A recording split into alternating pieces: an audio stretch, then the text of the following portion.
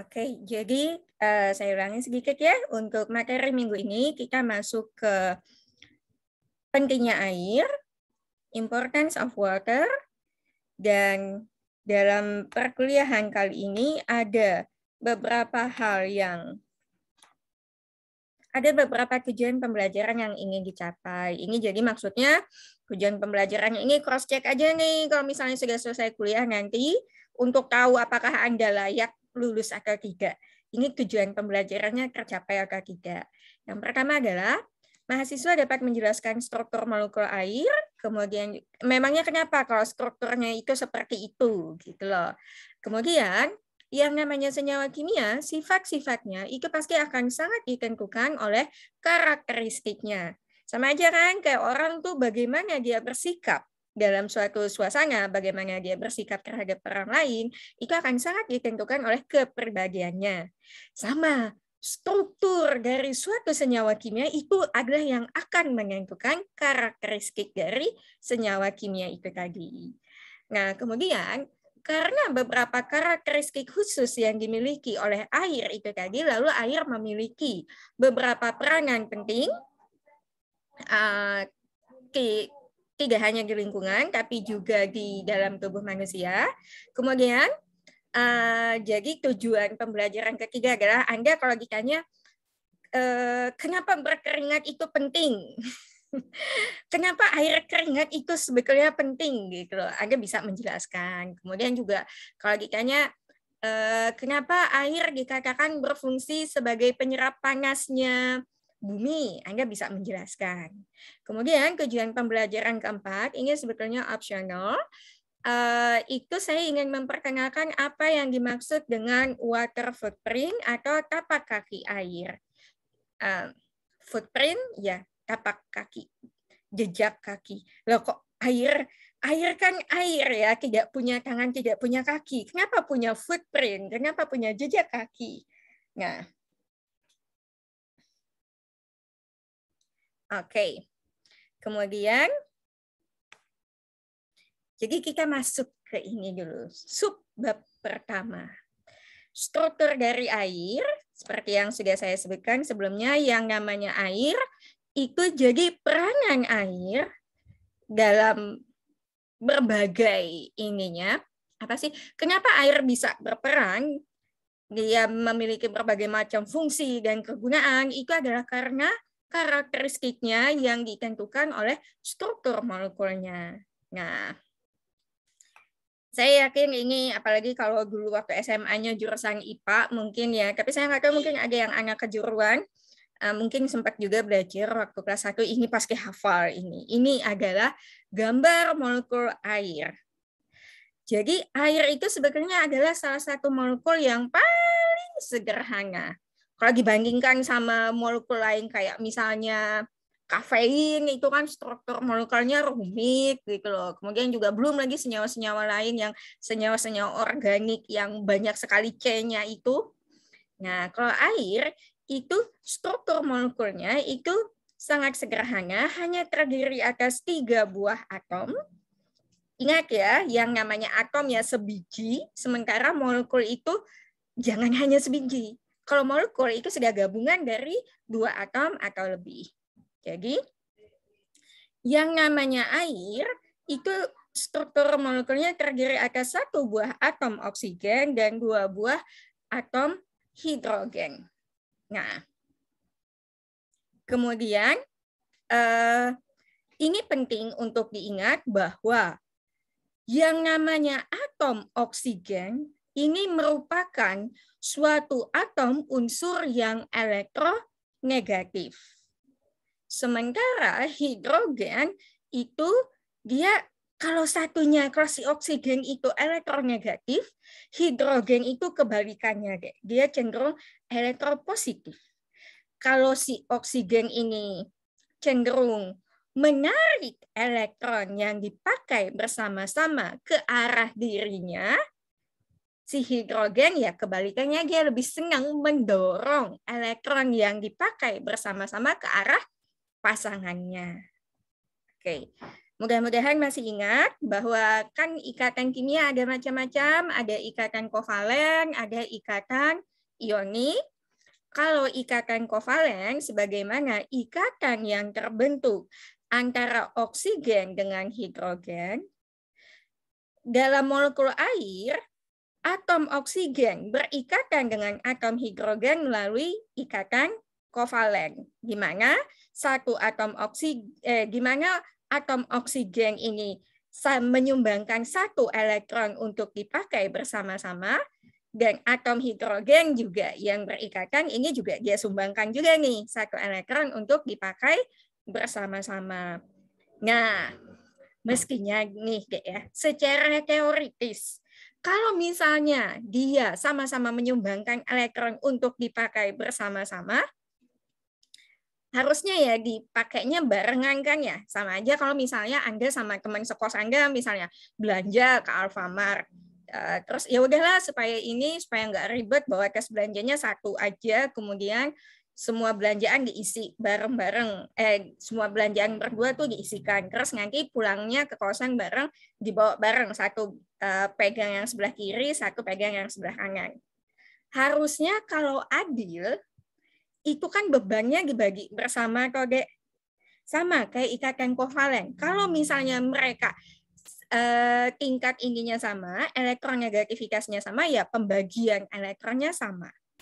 Cuma sekarang, bayangkan misalnya Anda itu vertically challenge kayak saya, 150 cm aja nggak sampai. Sementara teman sekos Anda itu tingginya 185 cm. Jomplang kan kalau misalnya bawa tas belanjaan bareng. Sama kayak yang terjadi pada molekul air. Atom oksigen itu dia cenderung lebih elektronegatif. Akibatnya apa? Elektron yang tadi seharusnya dipakai bersama-sama lebih banyak tertarik ke arah atom oksigen ini. Nah, jangan lupa elektron itu muatannya apa? Elektron itu kan muatannya negatif. Jangan lupa ya, kalau komponen-komponen dalam atom itu ada elektron, proton, neutron. Proton depannya P ya positif muatannya, neutron, neutral. Dia tidak bermuatan, kalau elektron ya muatannya negatif. Akibatnya nih, karena si atom oksigen yang lebih elektronegatif itu tadi cenderung lebih banyak menarik elektron yang dipakai bersama-sama tadi ke arah dia, maka lalu si atom oksigen ini dia memiliki muatan yang lebih negatif dibandingkan atom hidrogen yang berikatan dengannya. Nah, seandainya oksigen dan hidrogen ini elektronegativitasnya sama, maka seharusnya adil dan merata. Tidak ada yang muatannya lebih negatif, tidak ada yang muatannya lebih positif, karena elektronnya dibagi secara merata. Akan tetapi, karena oksigen ini lebih elektronegatif, elektron yang dipakai bersama-sama lebih banyak tertarik ke arah oksigen, jadilah si oksigen ini lalu dia memiliki muatan yang lebih negatif. Oke? Perbedaan antara muatan negatif dengan muatan positif antar kedua atom dalam suatu molekul itu disebut sebagai polaritas. Nah, jadi apa yang dimaksud dengan polaritas? Polar itu kalau dengar kata-kata polar ingatnya apa, Dek? Polar bear ya, beruang kutub. Polar itu kan kutub, jadi ada kutub positif, ada kutub negatif. Nah, kalau kita bicara polaritas, kita bicara tentang pengkutuban tersebut. Kutub positif dan kutub negatif. Polaritas ini menunjukkan perbedaan antara muatan negatif dengan muatan positif yang ada di dalam suatu molekul. Nah, dan polaritas inilah yang menentukan sifat dan karakteristik dari suatu senyawa, terutama sekali tentang kelarutannya. Saya tidak tahu kurikulum kimia di SMA sekarang itu bagaimana, tapi kalau misalnya masih ingat pernah belajar yang namanya kaidah likes dissolves likes, yang sejenis akan melarutkan yang sejenis. Ini yang dimaksud dengan likes dissolves likes itu. Senyawa yang polar, ya larutnya di dalam senyawa-senyawa yang polar. Sementara senyawa-senyawa yang non-polar, ya larutnya di dalam senyawa-senyawa yang juga non-polar. Makanya kenapa air dan minyak tidak bisa bersatu, bukan karena beda ininya deh ya, beda berat jenisnya, tapi air dan minyak tidak dapat saling melarutkan karena air sifatnya polar, sementara minyak itu sifatnya non-polar. Oke. Jadi sekali lagi, kalau misalnya saya tanya bagaimana struktur molekul dari air, struktur molekul dari air terdiri atas atom oksigen dan 2 atom hidrogen. Karena atom oksigen karena atom oksigen itu sifatnya lebih elektronegatif dibanding atom hidrogen, maka air lalu memiliki struktur yang sifatnya polar. Kenapa dikatakan dia polar? Karena muatan negatif di dalam molekul air tersebut lebih banyak tertarik ke arah oksigen. Kenapa kok tertariknya ke oksigen? Karena oksigen yang sifatnya lebih elektronegatif. Oke? Nah, kalau yang ini sudah paham, akan lebih mudah untuk memahami materi selanjutnya. Nah, sekarang salah satu ikatan yang penting di dalam senyawa kimia itu adalah ikatan hidrogen. Ikatan hidrogen namanya saja ikatan hidrogen.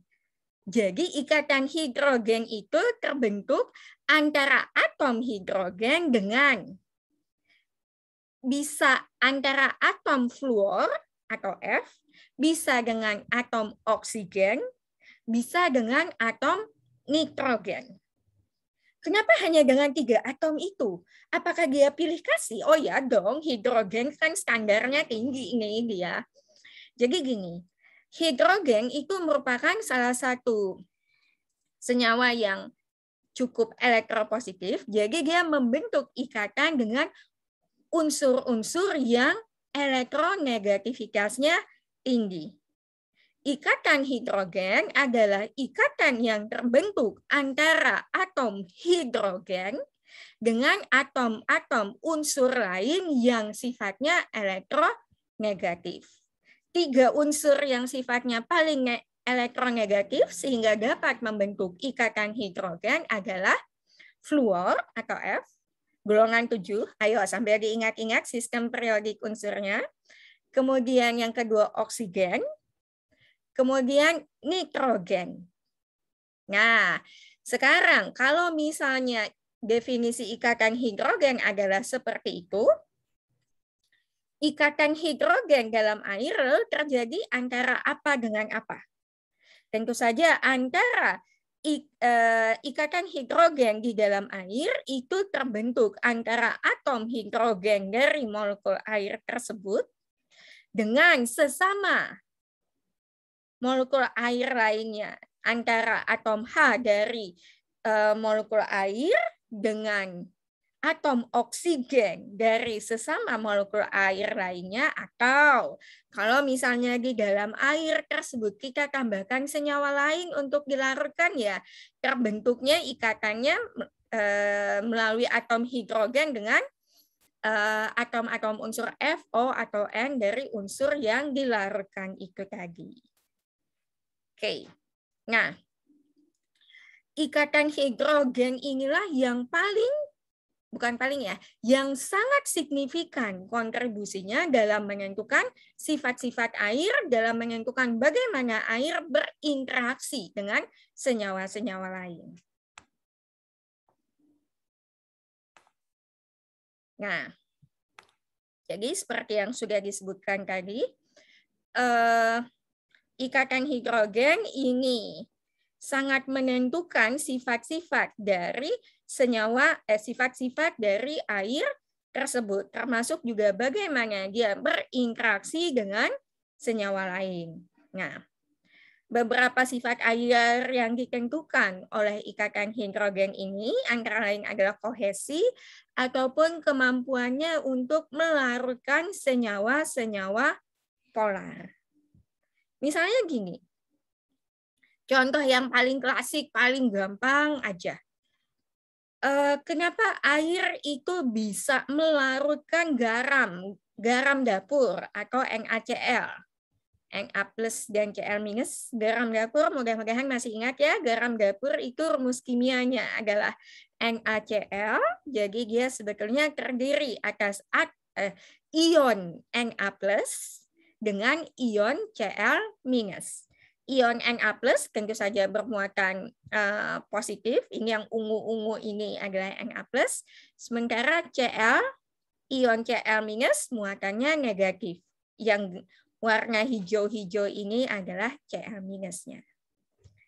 Nah, tadinya nih, sebelum dia dilarutkan di dalam air, garam dapur itu berikatan melalui pembentukan ikatan ionik antara ion Na plus dengan ion Cl minus. Karena kan muatannya berbeda, jadi interaksi elektrostatik antar muatan yang berbeda tersebut.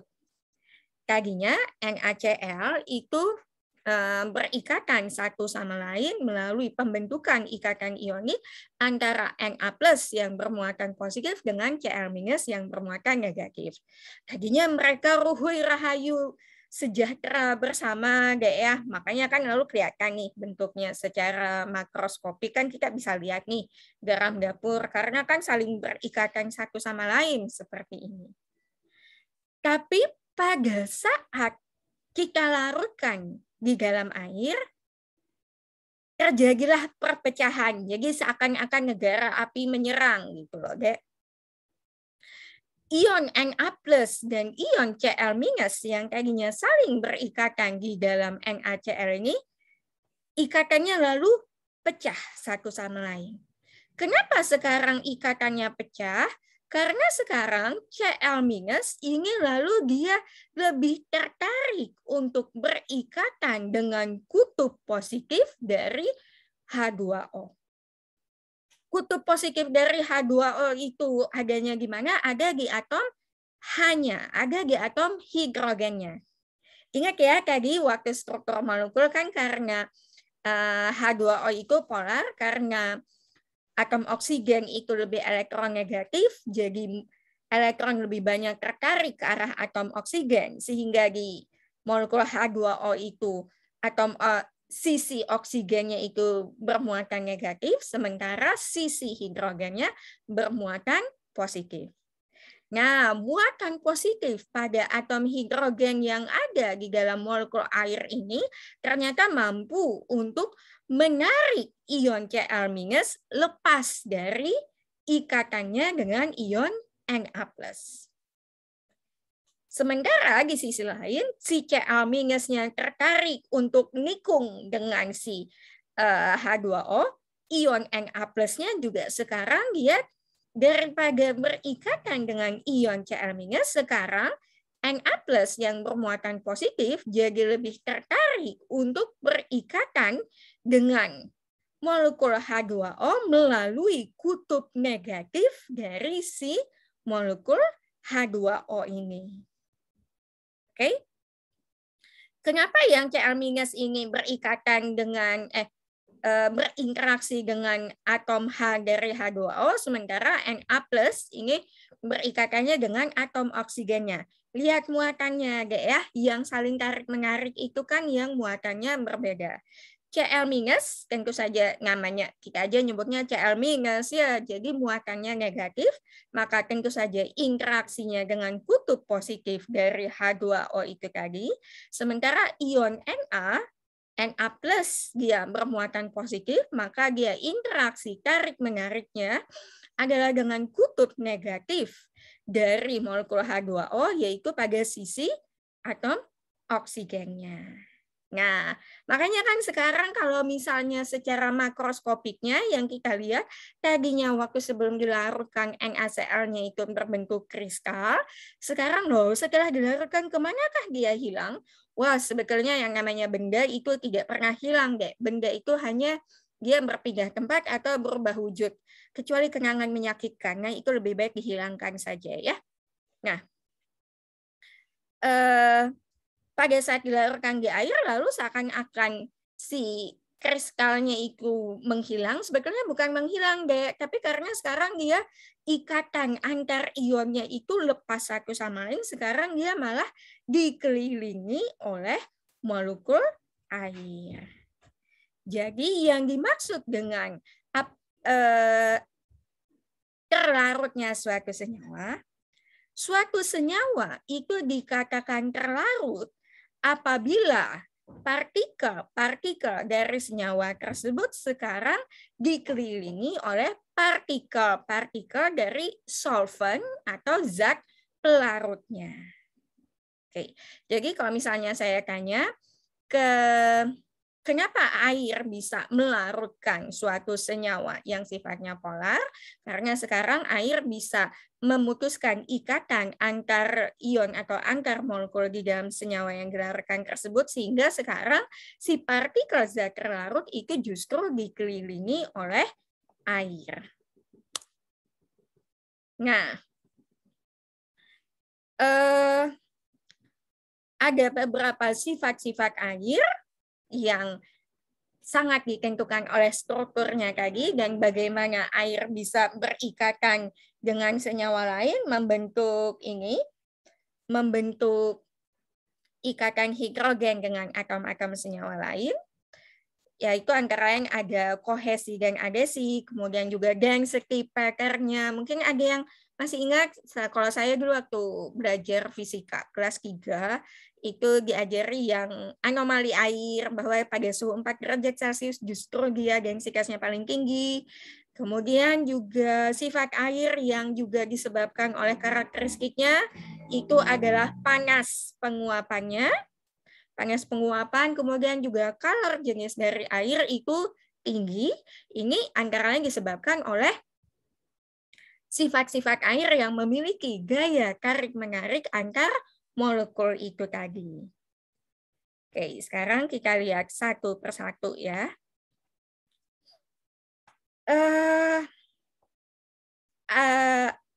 Kalau misalnya dulu pernah belajar tentang kohesi dan adhesi, kan ya? Kohesi dan adhesi. Kohesi itu merupakan gaya tarik-menarik yang terjadi antar molekul air dengan sesama molekul air lainnya melalui pembentukan ikatan hidrogen. Jadi dalam kohesi, antar molekul air ini saling berikatan dengan molekul air lainnya ini melalui pembentukan ikatan hidrogen. Sama halnya dengan adhesi, pada adhesi cuma bedanya kalau kohesi tadi kan antar sesama molekul air, ya. Kalau adhesi ini antar molekul air dengan molekul dari senyawa lain. Senyawa lain yang sifatnya sama-sama polar. Nah, tapi yang sama adalah persamaan antara kohesi dan adhesi adalah interaksinya terjadi melalui pembentukan ikatan hidrogen. Adhesi dan kohesi perbedaannya adalah kalau pada kohesi itu menunjukkan interaksi antar molekul air dengan sesama molekul air, kalau adhesi antar molekul air dengan molekul senyawa lain, tapi baik adhesi maupun kohesi itu sama-sama interaksinya terjadi melalui pembentukan ikatan hidrogen. Nah, kalau misalnya pernah belajar tentang kapiler yang kenapa si air itu dia bisa permukaannya naik gitu dalam pipa kapiler atau pipa yang ukuran diameternya sangat kecil, itu salah satunya adalah akibat adanya gaya kohesi dan adhesi ini. Kohesinya si molekul airnya saling berikatan satu sama lain, berusaha mempertahankan luas permukaan yang sekecil-kecilnya, sementara adesinya adalah antar molekul si molekul air berusaha berikatan dengan molekul pada permukaan kaca dari pipa kapilernya. Nah, sekarang gini, salah satu sifat air yang paling unik itu adalah air ini memiliki densitas yang polanya agak berbeda dari senyawa-senyawa lainnya. Anda kalau misalnya pesen es teh gitu, pernah nggak bengong merhatiin gitu, ini kenapa esnya ngapung aja gitu loh, kenapa esnya tidak tenggelam di dasar, atau kenapa dia tidak apa sih namanya mengapung di tengah-tengah airnya gitu loh. Padahal kan padat ya. Biasanya kalau suatu senyawa berada dalam fase padatnya, maka dia akan memiliki densitas yang lebih tinggi, sehingga justru tenggelam. Tapi kalau air itu berbeda dari sebagian besar senyawa lain, air itu justru dia memiliki densitas yang lebih rendah kalau misalnya dia berada dalam fase padatnya. Jadi es sebagai fase padat dari air ini justru memiliki densitas yang lebih rendah dibandingkan air yang berada dalam fase cairnya. Itulah kenapa lalu dia mengapung-ngapung di dalam es teh Anda atau es kopi Anda. Kenapa bisa seperti itu? Nah, soalnya gini, Dek. Pada saat air itu suhunya terus kita turunkan sampai dia membeku nih ya. Jadi sudah mencapai titik bekunya, yaitu 0 derajat Celcius. Apa yang terjadi kalau misalnya suhu dari suatu senyawa itu diturunkan? Kira-kira. Kalau misalnya kita menurunkan suhu dari suatu sistem, salah satu yang terjadi adalah molekul-molekul dari suatu senyawa itu akan semakin kehilangan energi kinetiknya. Apabila suhu diturunkan, maka suatu partikel-partikel dari suatu material, apakah dia atom, apakah dia molekul, partikel-partikel pada saat suhu itu diturunkan, maka partikel-partikel di dalam sistem tersebut itu dia energi kinetiknya akan semakin turun. Energi kinetik hubungannya dengan apa? Hubungannya dengan pergerakan, ya kan? Ya sama aja deh. Kalau misalnya pagi-pagi gitu baru bangun, kemudian hujan dingin sekali, itu kan malas ya, ngapa-ngapain kita malas untuk bergerak. Sama halnya dengan molekul-molekul, tidak hanya molekul air, rata-rata partikel semua materi itu kalau suhunya diturunkan, dia jadi semakin kehilangan kemampuan untuk bergerak. Sama halnya dengan air. Pada saat kita turunkan suhunya hingga mencapai 0 derajat Celcius, lama-kelamaan dia semakin kekurangan kemampuan untuk bergerak, kemampuannya untuk bergerak semakin menurun hingga akhirnya hilang. Dia udah nggak bisa ngapa-ngapain lagi, udah nge-freeze, udah membeku di tempat.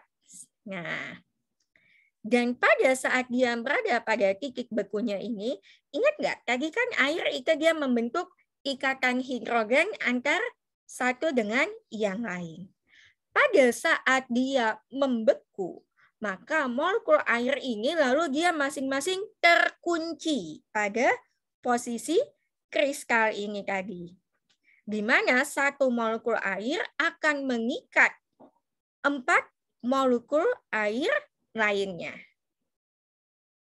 Paham? Jadi pada saat suhu diturunkan hingga mencapai titik beku air, maka molekul-molekul air itu lalu akan terjebak, akan terikat, terkunci pada posisi kristal semacam ini, di mana satu molekul air dikelilingi dengan 4 molekul air lainnya. Dia udah nggak bisa gerak dan dia posisinya terkunci kayak gitu deh. Bayangkan aja kayak apa ya? Kayak Anda punya kubus jaring-jaring besi gitu loh. Dia terkunci begitu posisinya. Mau bergerak, mau lepas dari posisi kristal itu juga nggak bisa. Kenapa? Karena suhunya sudah karena suhunya terlalu rendah, dia tidak punya energi kinetik untuk melepaskan diri. Nah, sekarang jadi posisinya kayak gini ya, pada saat dia berada dalam fase padat atau berada dalam bentuk gas, maka ikatan hidrogen yang terbentuk ya terkunci kayak gini. Sekarang nih, lalu kita panas-panasin. Jadi kok dipanas-panasin kayak yang digibahin gitu, enggak nih? Jadi kita misalnya, tahu nggak sih cowok yang kamu gebek kemarin, ternyata saya lihat jalan bareng sama sahabat kamu, masa BFF gitu, siapa yang nggak panas coba? Ya sama, jadi kayaknya molekul airnya juga ikut panas, jadi dia pengen bergerak ke sana kemari. Pada saat suhunya dinaikkan, kebalikannya, kalau tadi suhunya diturunkan, energi kinetiknya menjadi semakin rendah, pergerakannya menjadi semakin berkurang. Sekarang yang kita lakukan kebalikannya, suhu kita naikkan. Karena suhu kita naikkan, otomatis energi kinetik dari molekul air itu menjadi semakin tinggi. Kalau energi kinetiknya jadi semakin tinggi, jadi semakin lincah dia bergerak. Yang tadinya dia terkunci dalam keadaan seperti ini, pada saat suhu dinaikkan, dia menjadi memiliki cukup energi kinetik untuk bisa bergerak sehingga lepas dari struktur kristal ini. Nah, kalau sudah lepas kan jadi mau kemana-mana deh dia. Yang tadinya berongga-rongga kayak gini, sekarang lalu bisa diisi oleh molekul air yang sekarang pergerakannya lebih bebas. Paham ya? Kalau tadi kan dia karena dia di suhunya diturunkan, energi kinetiknya jadi semakin rendah, dia terkunci pada posisi kristal. Jadi banyak lowong kosong-kosong ini loh, Dek. Apa sih namanya ini? Banyak ruang kosong kayak gini. Nah, sekarang pada saat suhu dinaikkan, suhunya naik, suhunya naik, energi kinetik juga naik, pergerakannya naik. Yang rongga-rongga ini tadi sekarang lalu bisa terisi oleh molekul air yang sekarang sudah bisa lebih bebas bergerak. Nah, sekarang kebayang dong, yang tadinya molekul pada saat dia berada dalam keadaan beku, antar kisi-kisi kristalnya itu lowong, tidak ada isinya apapun, hanya kehampaan belaka. Kalau kristal air nggak apa-apa hampa, jangan hati kita yang hampa deh ya. Ya kalau bisa kantong jangan hampa juga sih sebenarnya isi kantong. Nah, sekarang kalau misalnya suhunya sudah dinaikkan, rongga-rongga tadi sudah bisa diisi oleh molekul air sehingga sekarang jadi densitasnya pun otomatis menjadi lebih tinggi, ya kan? Karena walaupun volumenya tetap, sekarang isinya jadi lebih banyak, ya kan? Otomatis kalau volumenya tetap tapi isinya lebih banyak, artinya kan masanya juga jadi lebih besar, dia jadi lebih berat, densitasnya jadi semakin tinggi. Oke, jadi saat es mulai meleleh, sejumlah dari ikatan hidrogen tadi menjadi putus dan molekul-molekul air jadi bisa mengisi lebih dekat rongga-rongga ini yang tadinya kosong dibandingkan pada saat dia berada dalam bentuk es, dalam bentuk padatan. Oke. Nah, ini mah saya berasa kayak lagi ngajar di KESMA. Jadi jangan sampai dehidrasi deh ya. Yang namanya air itu sangat dibutuhkan oleh tubuh kita. tubuh kita kalau dipikir-pikir 60%-nya itu isinya air, dan tidak hanya air dalam bentuk H2O, air jernih gitu doang, termasuk juga plasma darah, kemudian cairan plasma yang ada di dalam tubuh, kemudian juga darah, ya jelas lah ya, dia bentuknya cair kayak gitu kan, isinya air sebetulnya. Nah, jadi ini hanya sekedar infografik saja, saya tidak akan terlalu banyak ngomong soal ini, tapi yang pasti air di dalam tubuh kita itu terutama membantu tubuh untuk mempertahankan fungsi-fungsi penting yang ada di dalam tubuh. Antara lain pencernaan. Pencernaan, jadi kalau misalnya tidak ada air, siapa dong yang membawa nutrisi yang masuk ke dalam tubuh kita untuk sampai ke organ-organ tubuh, untuk bisa sampai ke jaringan-jaringan, itu kan dibawa oleh air. Salah satunya ekskresi. Ekskresi ini salah satunya apa sih namanya?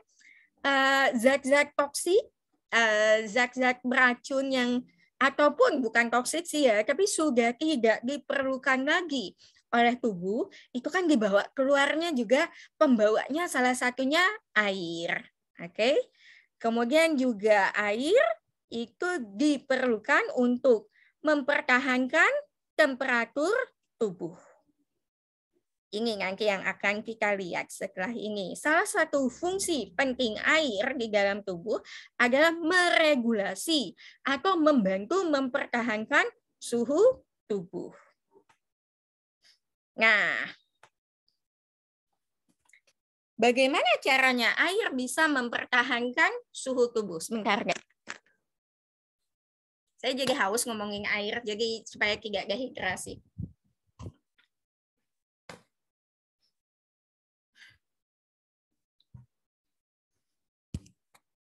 Oke. Sekarang, jadi gini, ikatan yang terjadi antara satu molekul dengan molekul air yang lain, ini ikatannya cukup kuat.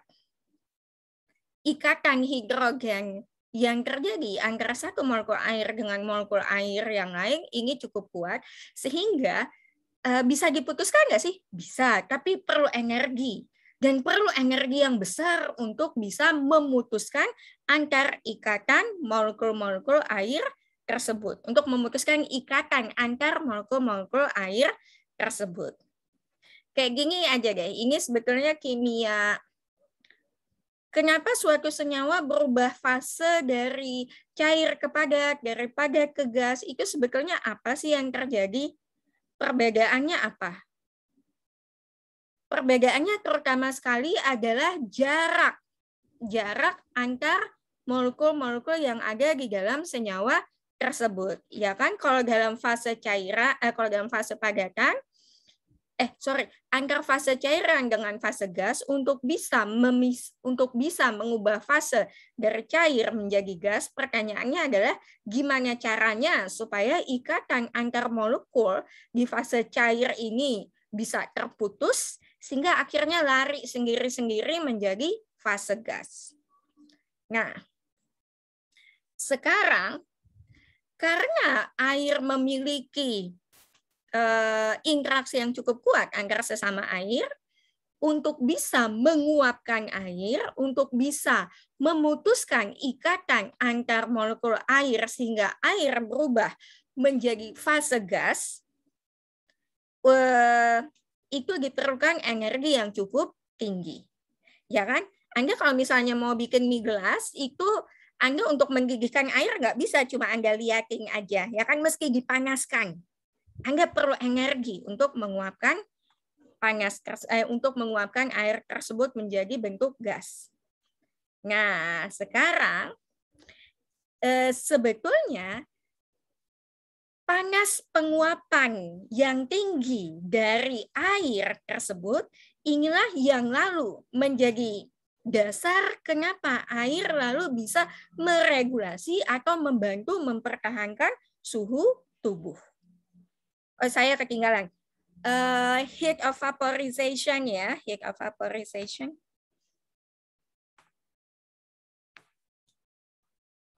Panas penguapan. Panas penguapan adalah besarnya energi dalam bentuk panas yang diperlukan untuk menguapkan molekul air.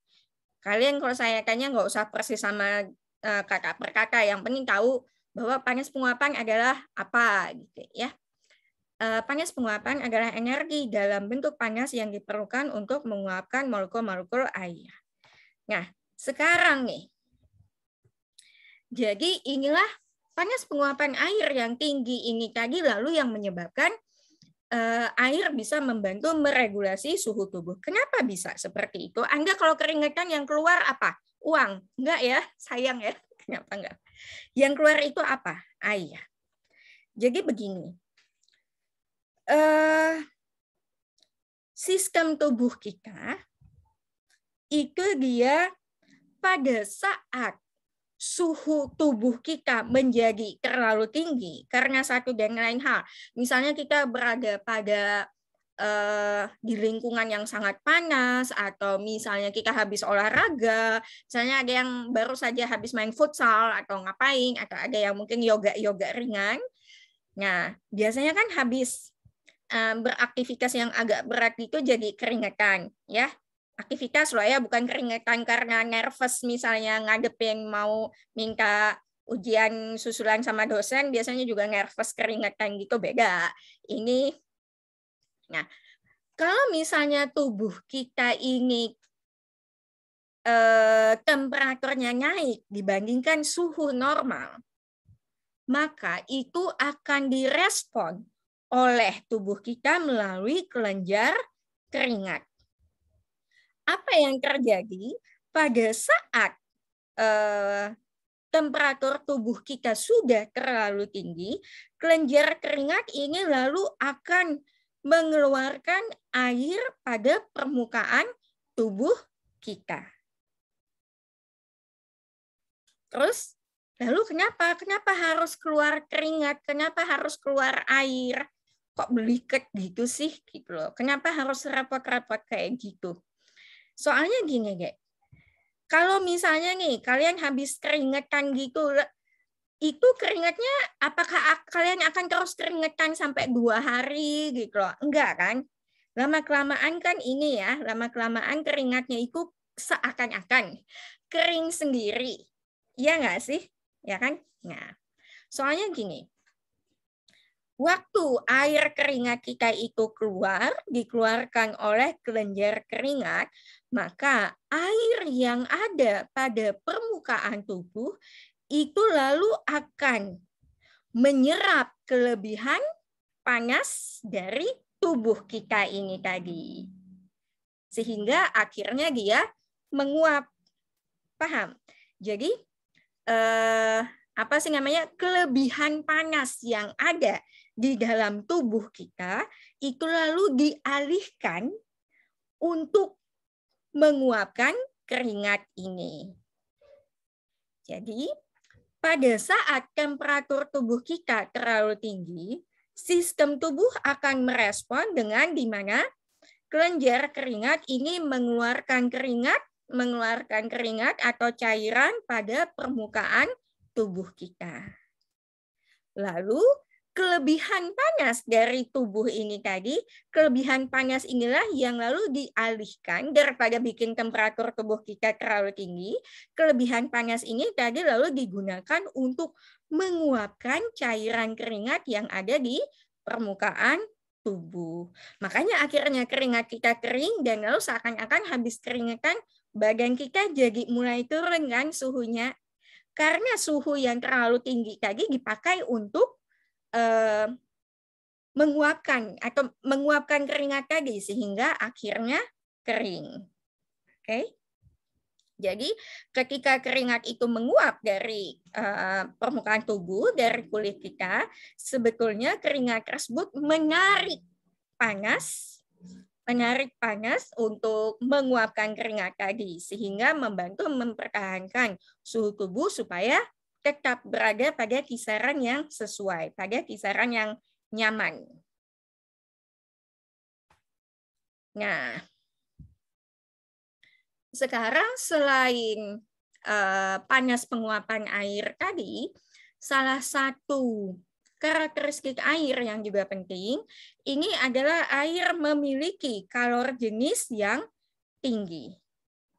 Apa yang dimaksud dengan kalor jenis? Kalor jenis adalah banyaknya panas yang harus diserap atau dilepaskan, atau sebaliknya dilepaskan oleh 1 gram senyawa untuk merubah temperaturnya sebesar 1 derajat Celcius. Kalor jenis adalah banyaknya kalor yang diperlukan atau dilepaskan oleh 1 gram senyawa supaya suhunya berubah sebesar 1 derajat Celcius. Makanya apa sih satuannya ini per gram derajat Celcius, deh ya. Nah, kalau misalnya di sini ada tabelnya, kita bandingkan dengan senyawa-senyawa yang lain, air ini memiliki kapasitas panas yang relatif lebih tinggi dibandingkan senyawa-senyawa lain. Air dalam bentuk cairan ini memiliki kalor jenis sebesar 1 kalori per gram per derajat Celcius. Sementara bandingkan misalnya sama kaca. Kaca itu 0,12 kalori per gram per derajat Celcius. Tembaga, apalagi emas, dan seterusnya. Nah, lalu kenapa sifat ini penting? Kenapa sifat air yang seperti ini lalu menyebabkan air menjadi memiliki peranan penting di lingkungan untuk mempertahankan suhu permukaan bumi? Soalnya gini,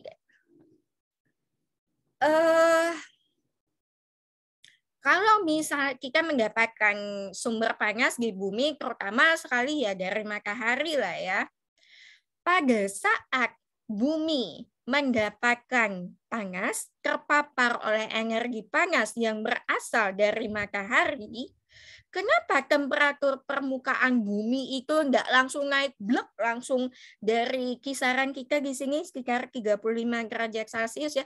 Kenapa enggak langsung naik jadi 50 atau 60 derajat Celcius? Karena sebagian besar dari panas yang diterima oleh permukaan bumi itu diserap oleh air.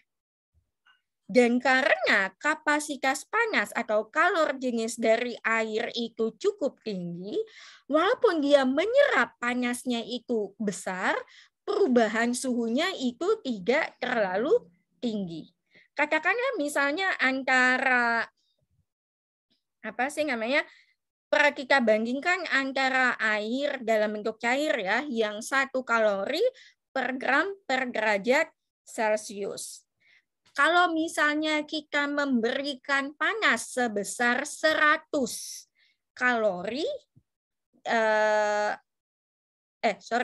kalau misalnya kita memberikan panas sebesar 1 kalori ke 1 gram air, maka kenaikan suhunya cuma 1 derajat Celcius. Iya nggak sih? Karena kan kalor jenisnya setiap 1 kalori untuk setiap 1 gram, naiknya cuma 1 derajat Celcius. Iya nggak? Ya kan? Ayolah, anak statistika kan meski pintar matematika. Sekarang misalnya dibandingkan dengan besi.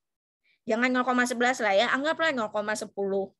Harga teman lah, beda-beda tipis.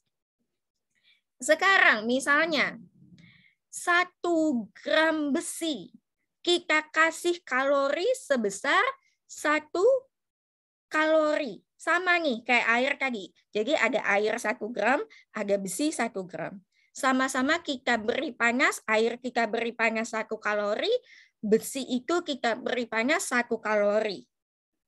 Air naiknya cuma suhunya cuma naik 1 derajat Celcius, sementara si besi karena dia kalor jenisnya 0,1, which is 1/10-nya dari air, hanya dengan 1 kalori saja, dia suhunya naiknya berapa, Dek? 10 derajat Celcius. Ya kan? Karena kalor jenisnya rendah gitu loh, nggak kayak air.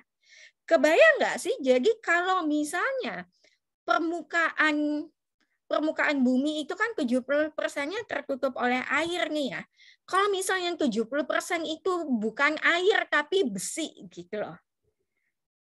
Suhu dari permukaan bumi ini apa sih namanya? Bakal at least setidaknya 10 kali lipat dari suhu yang sekarang, karena panas yang diserap itu menaikkan suhunya jadi lebih tinggi.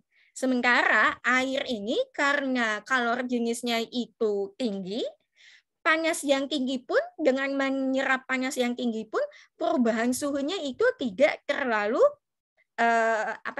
tidak terlalu drastis. Oke.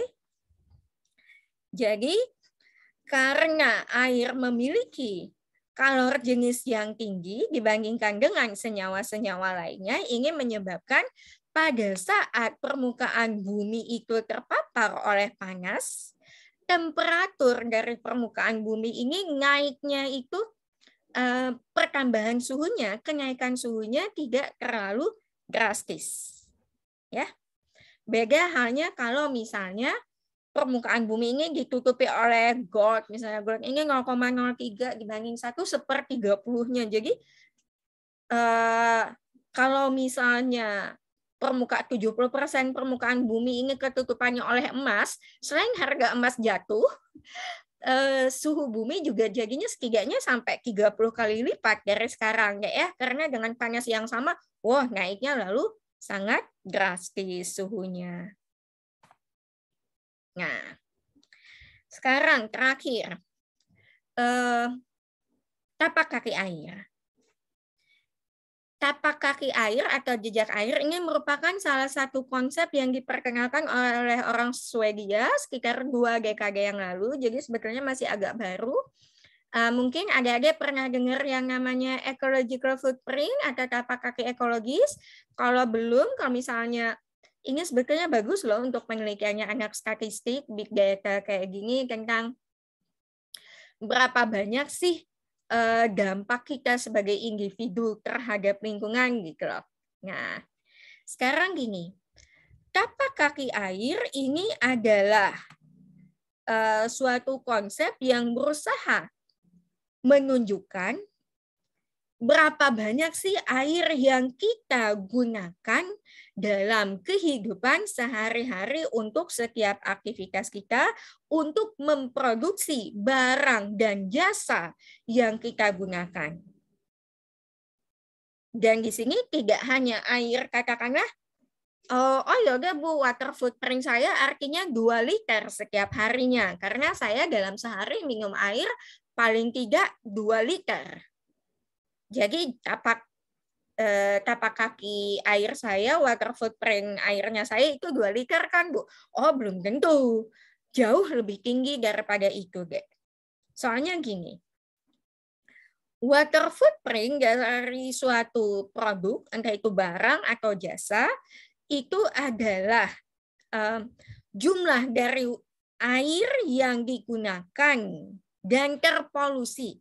Jumlah dari air yang digunakan dan pada akhirnya juga tidak hanya air yang digunakan, tapi juga air yang dicemari pada setiap tahapan proses dari produksi suatu barang atau jasa. Misalnya nih, yang paling gampang aja, kerudung saya deh, kerudung adik-adiknya. Ini jejak kaki airnya tinggi loh, Dek. Loh, kok bisa? Bukan saya pakai kerudung doang, masa ada jejak airnya? Kerudungnya dibuatnya dari bahan apa, Dek? Katakan misalnya, punya saya dari katun, Bu, 100% katun. Oh, bagus. Katun itu bahannya dari apa, Dek? Dari kapas. Oh iya, nah kapas itu munculnya dari mana, Dek? Enggak yang ujuk-ujuk tiba-tiba ini kan, tiba-tiba ada di pabrik. Kapas itu kan mesti ditanam dulu, ya kan?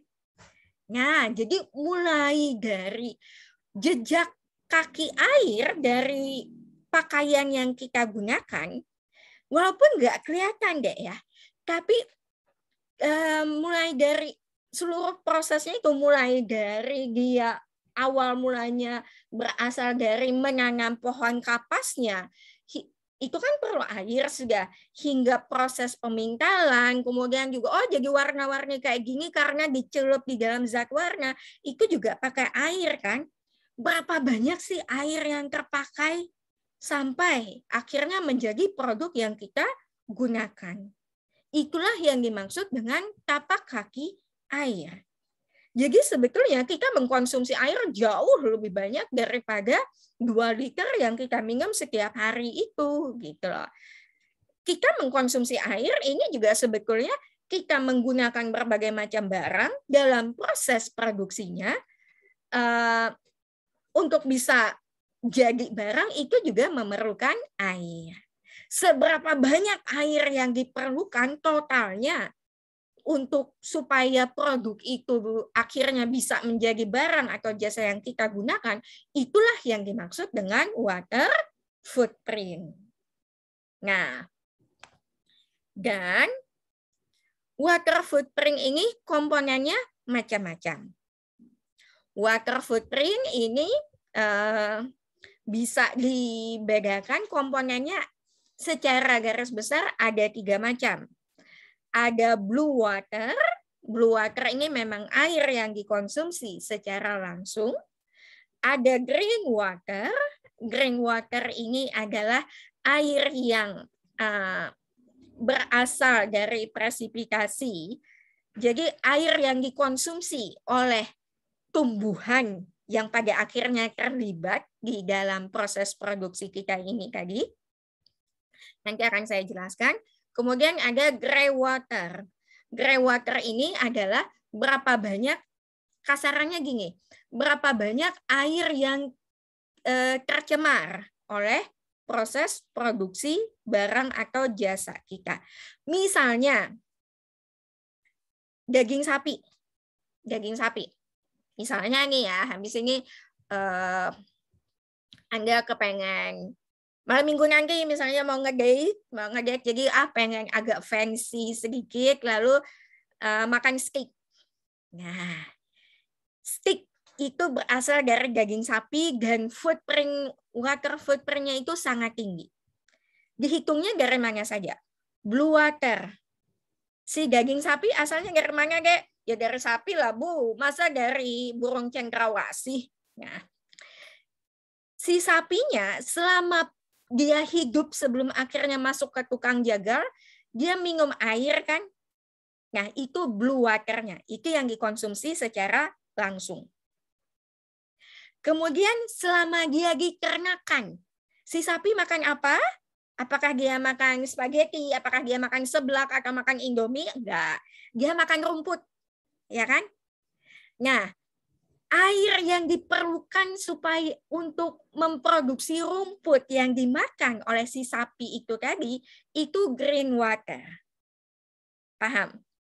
Jadi beda antara, bukan dia makan rumput, tidak langsung minum air, itu dihitung juga water footprint-nya. Iya, dihitung. Dihitungnya sebagai green water. Karena rumput yang dimakan oleh sapi tadi juga supaya bisa jadi rumput, itu tumbuhnya juga kan perlu air. Gitu. Grey water-nya dari mana? Dibawalah dibawalah si sapi ke tukang jagal. Di tukang jagal kan prosesnya kan dia disembelih, kemudian juga kebayang nggak sih di tukang jagal itu kotorannya seperti apa, ya kan? Untuk membersihkannya gimana? Disiram kan pakai air. Itu grey water-nya. Jadi untuk clean up-nya, untuk proses membersihkannya, itu bisa dihitung grey water. Paham? Jadi untuk menghitung water footprint dari suatu produk, itu tidak hanya dilihat dari, dia mengkonsumsi air secara langsung itu berapa banyak. Tapi paling tidak ada 3 komponen, yaitu blue water, yaitu air yang dikonsumsi secara langsung. Ada green water, yaitu berapa banyak air yang diperlukan oleh tanaman untuk yang terlibat di dalam proses produksinya. Kemudian juga ada gray water. Gray water ini ya air yang diperlukan untuk clean up, untuk membersihkan sisa-sisa polusinya tadi. Ya. Nah, dan sebetulnya juga setiap produk ini akan memiliki water footprint-nya masing-masing. Kebayang nggak sih, 1 kilogram gula itu untuk proses produksinya saja itu memerlukan 1.782 liter. Itu berapa? Bukan berapa galon lagi ya. Kebayang nggak sih yang ini gede, yang kuning itu? 1 kilo doang loh, Dek. Teh, Anda habis ini misalnya makan siangnya nasi Padang sambil minum segelas es teh. Segelas es teh Anda itu padahal nggak nyampe 1 liter. Cuma 250 ml. Itu untuk memproduksi tehnya segala macam, itu perlu 27 liter air. Produk yang sama, katakanlah kayak bioetanol, kalau misalnya bahan dasarnya berbeda, ininya pun juga akan berbeda. Water footprint-nya juga akan berbeda. Kemudian juga contohnya tadi daging sapi, 1 kilo daging sapi itu 15.000 liter untuk bisa memproduksinya. Nggak kebayang ya sebetulnya ya. Habis ini langsung merasa bersalah kalau makan sate daging gitu yang. Makanya jadi katanya salah satu jalan untuk bisa menyelamatkan lingkungan, ubiquitous banget, adalah dengan beralih ke menjadi vegetarian. Ya jangan juga sih kalau menurut saya, selama kita bisa balance, kalau menurut saya sih. Daging ayam ya itu juga jauh lebih sedikit sih ya water footprint-nya. 4.325 liter air untuk menghasilkan 1 kilogram daging ayam. Nah, kalau misalnya nih ada yang nanya, Bu, misalnya beda nggak sih Bu antara daging sapi, saya kan makan steaknya itu adalah daging sapi produk lokal, bukan daging sapi yang sapinya itu di Australia gitu loh, diternakannya. Ininya beda nggak? Oh beda. Karena sekali lagi, satu produk yang sama, tadi kan satu produk dengan bahan dasar yang berbeda saja, water footprint-nya sedang berbeda nih. Kemudian satu produk, walaupun produknya sama, tapi mungkin proses produksinya ini berbeda-beda, itu juga otomatis water footprint-nya akan berbeda juga. Nah, kalau kami di kimia, ini ada yang namanya kimia hijau, salah satunya adalah gimana caranya supaya tiap proses ini jadi jumlah airnya bisa lebih dihemat. Kalau Anda di statistika, salah satu peran penting Anda adalah yang paham tentang big data, pengelolaan data air dan bagaimana supaya ini bisa bermakna, itu anak statistik yang paham gitu loh. Jadi mudah-mudahan ini bisa menjadi salah satu inspirasi bagi penelitian Anda di masa yang akan datang untuk menjadi saintis muda statistik. Oke.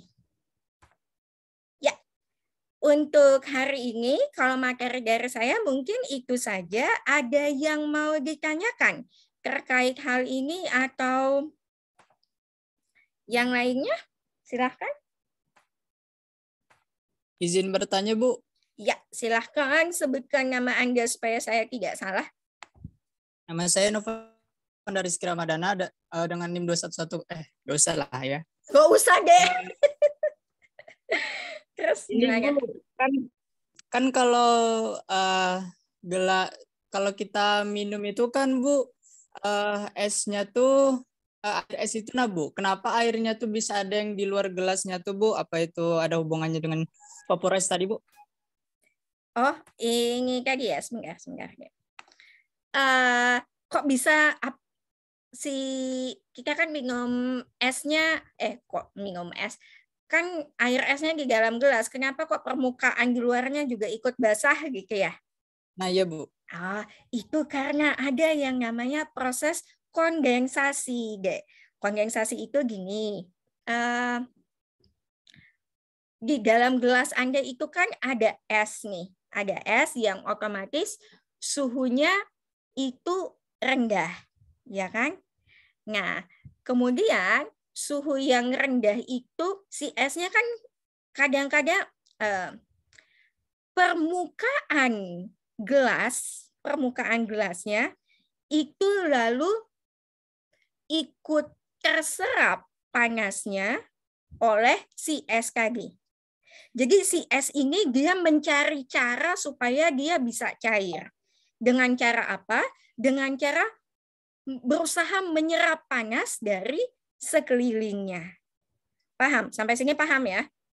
Nah, makanya kan lama-kelamaan kan esnya akhirnya cair tuh. Nah, gimana caranya supaya dia bisa menyerap panas? Ya mau nggak mau dia ya yang ada di sekeliling saya ini nih panasnya saya serap.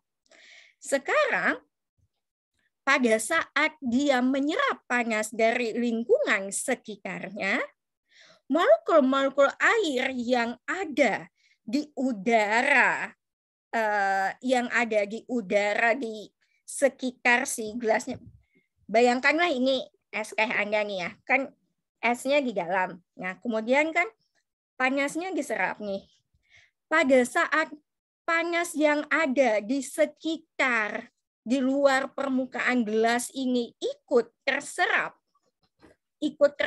oleh usaha si es yang ada di dalam gelas ini untuk mencair ini tadi, otomatis lalu uap air yang ada di udara itu lalu kehilangan energi kinekiknya. Kenapa kehilangan energi kinekiknya? Karena si panasnya diserap si es yang ada di dalam. Karena dia kehilangan energi kinekiknya, lama-kelamaan dia yang tadinya berada dalam bentuk gas, akhirnya terkondensasi atau berubah wujud menjadi cairan yang menempel pada permukaan gelasnya. Paham?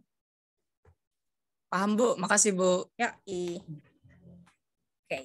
Ada lagi yang mau ditanyakan?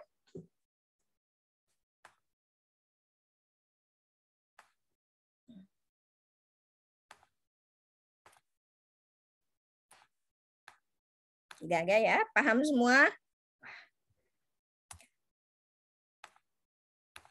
Kalau misalnya memang sudah tidak ada lagi yang ditanyakan, saya akhiri dulu sampai di sini.